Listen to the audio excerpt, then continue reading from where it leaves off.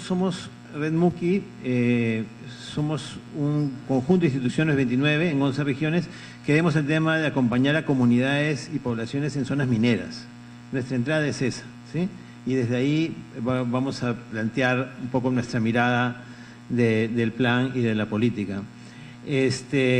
Y quería comenzar con eso. 56.000 millones, más de 56.000 millones de dólares es la cartera de proyectos mineros que tenemos en el país todavía proyectado. Seguimos. Y esos proyectos están fundamentalmente ubicados en lugares en los cuales se da la mayor cantidad de conflictividad social en el país. O sea, está la inversión minera directamente vinculada con conflictividad social a nivel nacional. ¿Seguimos? Y también la ubicación de las concesiones mineras, que ubican casi el 14% a nivel nacional, está directamente vinculado con tierras de comunidades y poblaciones, especialmente comunidades campesinas, ¿no? En zonas andinas y costeras. 35%, ¿seguimos? 35% de las tierras, ahí sí, muy lejos yo sé, cuando justo ven el mapa, pero 35% de las tierras de las comunidades campesinas a nivel nacional ya están directamente vinculadas con concesiones mineras, ¿no? Lo que implica el riesgo y la presión que existe sobre ellas de parte del modelo económico. Seguimos. Entonces, de estos 9 objetivos que plantea el Plan Nacional de Competitividad, está claro, y lo dice el mismo plan, en esa lógica, y quiero que me sigan siempre en el tema minero, que es nuestra lógica central, el hilo conductor, y lo dice el mismo tema, es que es la actualización, en las políticas lo menciona, del modelo económico planteado en el gobierno en los años 90, o sea, en el gobierno de Fujimori. Esa es la actualización nada más, y a la realidad actual en la que vivimos, ¿no? Y está diseñado, y ese es un cuestionamiento para quienes hacemos acompañamiento a comunidades y poblaciones directamente afectadas que están en las zonas, por un tema de arriba abajo, ¿no? Todo este proceso ha sido realizado a partir de los comités técnicos público-privados, consultores, técnicos, y no ha tenido ningún recojo de información de quienes están en las zonas, de quienes tienen otras actividades económicas, agricultores, etcétera, a nivel nacional. No recoge sus perspectivas y sus puntos de vista respecto a lo que piensan ellos de materia de desarrollo a nivel en los próximos años. ¿Seguimos? Entonces, claro, y como mencionaban ya anteriormente, evidentemente eso está directamente vinculado con las agendas que han planteado la CONFIEP, por ejemplo, los gremios empresariales, y las visiones compartidas sobre el tema de minería. Nosotros nos metimos por la ventana el año pasado en la famosa visión compartida de minería al 2030 y terminamos retirándonos del proceso porque no había ninguna participación, justamente con lo que cuestionamos ahora, de las poblaciones directamente comprometidas, afectadas, y que recoja sus propuestas y sus perspectivas de futuro de lo que era la minería, donde se realizaba, y donde era el riesgo de la minería en aquellas zonas donde se pretendía realizar. Seguimos, porque tengo que avanzar. Y entonces la lógica es fundamentalmente vinculada en el proceso del plan con infraestructura, como se ha mencionado, pero quería entrar en este detalle. Se habla sobre todo reforzar inversiones en carreteras, en puertos, y se habla de diversificación productiva, ¿no? Pero la diversificación productiva está vinculada fundamentalmente con la agroexportación. O sea, la agricultura es vista desde el punto de vista de la exportación y nada más. No hay una perspectiva de otras miradas como agricultura familiar, las perspectivas que pudieron haber sido recogidas desde las poblaciones que están en las zonas mineras, por ejemplo, que es el tema que vemos nosotros. Y no se impulsa en ese sentido ni el cooperativismo ni la asociatividad, sino solamente se habla de las MIPES y los emprendedores, que no digo que esté mal, pero es solamente una parte del tema que hay que abordar. Seguimos. Y el conductor del plan fundamentalmente es el Consejo Nacional de Competitividad y Formalización, quien va a dar seguimiento al plan, quien fundamentalmente son los mismos consultores, los empresarios que han estado detrás del proceso. O sea, ¿cuál va a ser la diferencia, ¿no?, en un cuestionamiento respecto al proceso y la aplicación del mismo, ¿no?, si son los mismos quienes han estado detrás? No hay un proceso participativo ni que vincule los afectados.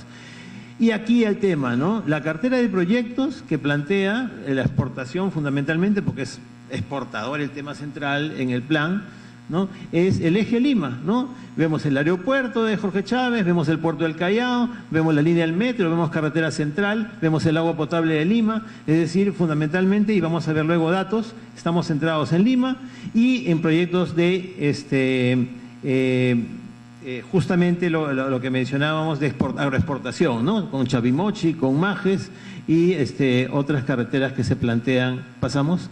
Entonces, solo 13 proyectos tienen el 25% de las inversiones que se están planteando. Solo 13 proyectos y la mayoría en Lima. Y el 83% es infraestructura para exportación. O sea, el centro sigue siendo el tema exportador. Y 65.7% de los proyectos asociaciones público-privadas. El tema que cuestionábamos justo hace un momento, cuestionaba Pedro Franque, ¿no? Con el cuestionamiento del tema de lo que significa este tema vinculado con la corrupción. Con estas decisiones, entonces, se está reforzando el modelo extractivista, ¿no? Fundamentalmente, y fundamentalmente minero. ¿Por qué menciono ese tema de minero? Para no olvidarme luego, porque estamos hablando de carreteras, estamos hablando de puertos y, por ejemplo, más adelante lo voy a mencionar, se está vinculando nuevos proyectos de inversión en temas mineros y se está tratando de impulsar el puerto de Chancay con la idea de que la minería que viene del centro del país y nuevos proyectos como la ampliación de Toromocho pueda salir a través del puerto de Chancay, con la inversión también que pueden traer inversionistas chinos. Fundamentalmente, acuérdense que Toromocho es una empresa Chinalco que es china, ¿no? Y luego se nos habla en el objetivo 6 del fortalecimiento del ambiente de negocios, ¿no? Con el tema de la simplificación administrativa, que en el tema minero ha tenido tantos problemas, porque si bien es importante y sabemos que es necesaria la simplificación administrativa, también en el tema minero ha tenido serios riesgos en temas ambientales, de impacto ambiental, de la aplicación de estándares de calidad ambiental y límites máximos permisibles, que han facilitado que se realicen actividades sin medir ningún tipo de impacto que esto genera en las poblaciones, en su salud y en su ambiente, ¿no? Seguimos, pasamos. Y se habla del INACAL, del Instituto Nacional de Calidad, que en principio suena interesante, vinculado a temas referentes a salud, y que lo plantea la OCDE, ¿no? Se plantea ahí mismo, ¿no? Que la OCDE está planteando, y siempre el horizonte de OCDE, ¿no es cierto?, en todas las decisiones políticas de gobierno, plantea la creación de un ente supervisor de calidad reguladora. Muy bien, está excelente a plantear la regulación para los productos para que van a salir de la agroexportación, siempre priorizando la exportación, ¿no es cierto?, fundamentalmente. Pero ¿por qué no solamente verificamos el producto final que va a ser exportado? Sino, ¿por qué no también verificamos las condiciones en que se realiza la producción de este producto? Y esta producción de este producto puede generar graves impactos, como está ocurriendo con la minería, y eso también debería ser verificado al momento de exportar un producto o recibir un producto desde afuera, ¿no es cierto?, exportado por el país y las condiciones que se realizan. Pasamos. Bueno, y esto ya lo mencioné, pasamos. La institucionalidad. Aquí hay un tema que me parece importante y es importante detenernos, porque aquí habla de un tema que hemos impulsado desde mucho tiempo atrás en las decisiones respecto al tema económico, que es el famoso ordenamiento territorial. Y se menciona el ordenamiento territorial como un mecanismo de gestión del territorio. Bueno, para nosotros fundamental, importante, ¿no? El tema es porque es necesario que se incorpore el enfoque territorial en las decisiones que toma el Estado, ¿no?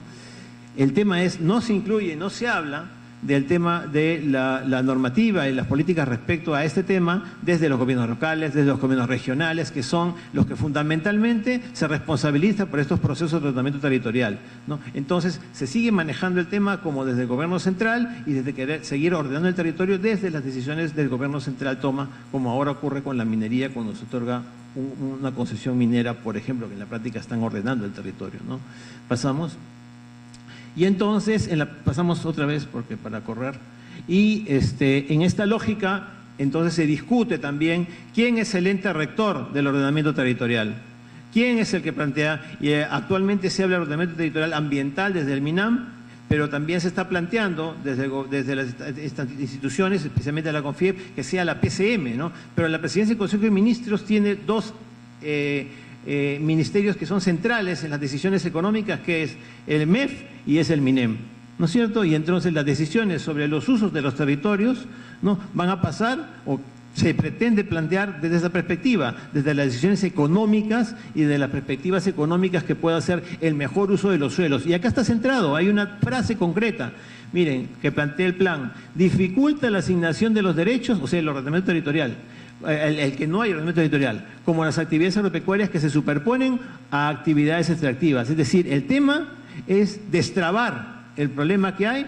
de que hay áreas que son actividades que se dedicadas a actividades agropecuarias que se superponen a las actividades extractivas. Lo que se pretende en la práctica, creemos nosotros con riesgo, es una desnaturalización del proceso de la planificación del ordenamiento territorial para facilitar el destrabe del acceso a las tierras y consecuentemente posibilitar mayor actividad extractiva en un momento en el cual sabemos hay una situación de precios de los minerales, pero se sigue apostando por más minería en este momento. Y el tema de la lógica del crecimiento económico vinculado con el aprovechamiento y el desarrollo consensuado. Es decir, la lógica de conflictos sociales, resolver conflictos sociales, tratar, que lo plantea también el documento, uno puede decir interesante, hay que avanzar en eso, pero el planteamiento también de esa perspectiva que se propone es de evitar conflicto para posibilitar un desarrollo consensual, es decir, generar mecanismos de diálogo para poder avanzar en esta lógica que permite el acceso a las tierras y permite más avance de la actividad extractiva en desmedro de derechos de la tierra de las comunidades y poblaciones, en desmedro de su derecho a la propiedad. Esa es la preocupación cuando se habla de esos derechos, desarrollos consensuados y aprovechamientos, ¿no? Entonces, la pregunta es, ¿dónde encontramos las otras actividades económicas a que se dedican las poblaciones y dónde encontramos esas alternativas que ellos tienen y que no se recogen en las perspectivas del proceso? Y esto al 2020 ya se plantea en el primer semestre una ley de ordenamiento territorial, ¿no? Sí. Entonces, en el tema que mencionaba del ordenamiento territorial, entonces, no se recoge el tema de la participación de la población en estos procesos, desde sus propias realidades, sus propios espacios, sino se plantea, vuelvo a repetir, como una posibilidad para ampliar el horizonte de actividades económicas. Y el tema de la gestión de conflictos sociales se plantea desde el orden público, si bien se plantea de manera interesante mapear, identificar, ¿no?, posibles conflictos para prevenirlos, se plantea que esto se proyecta en la lógica de gestión de conflictos desde el orden público. O sea, orden público, las fuerzas del orden para plantear el orden público, ¿no es cierto? Es decir, represión, mayor marco normativo para evitar situaciones de conflictividad en defensa de derechos de las poblaciones que no tienen mecanismos para ejercer el rol, una búsqueda de un rol garante de sus derechos, y finalmente lo que encontramos es más marcos normativos que afectan derechos y acaban de dictarse nuevos marcos normativos que facilitan también el uso de la fuerza y el uso de armas también, y un mecanismo como el uso de la guerra convencional frente a sobre un conflicto social, porque plantean escaladas, ¿no?, desde una intervención inicial hasta una intervención secundaria hasta las Fuerzas Armadas en un conflicto social. ¿Dónde estamos entonces? Estamos planteando una guerra entre peruanos frente a una situación de imposición de actividades económicas. Ese es el riesgo. Y estos conflictos inoperados con los actores públicos y privados relevantes, o sea, la intervención de estas situaciones frente a conflictos sociales planteada desde los propios actores privados, que pueden ser las propias empresas. Y entonces vamos a ver nuevas telarañas, ¿no es cierto?, del terror, de las arañas de los poderes que están detrás de las movilizaciones sociales, que nadie dice que pueden haberlos, pero que vinculan a todo aquel que pueda estar con una posición crítica al modelo en una situación que puede generar criminalización de la protesta social y afectación de sus derechos en ese sentido. Pasamos.